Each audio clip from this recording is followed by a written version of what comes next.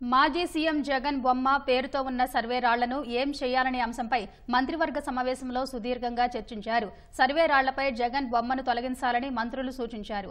బొమ్మల పిచ్చితో నాటి సీఎం 700 కోట్ల రూపాయలు తగలేశారని అన్నారు. రాళ్లపై జగన్ బొమ్మ తొలగించాలని కేబినెట్ తీర్మానించింది. రాజముద్ర ఉన్న కొత్త పట్టాదారు పాస్ పుస్తకాలు పంపిణీ చేయాలని నిర్ణయించింది.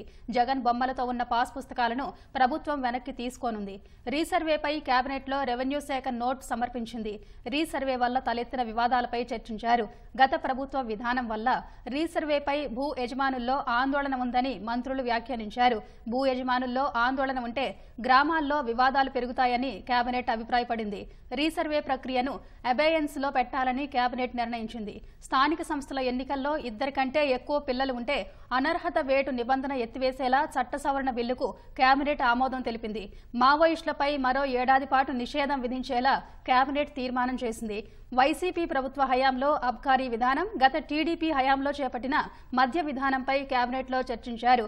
ఎక్సైజ్ విధానం ఆదాయం కోసం కాకుండా అక్రమాలకు తావు లేకుండా మార్పులు చేర్పులపై మంత్రివర్గంలో చర్చించారు. గత ప్రభుత్వ హయాంలో తెచ్చిన 217 జీవో రద్దు చేస్తూ మంత్రివర్గం తీర్మానం చేసింది.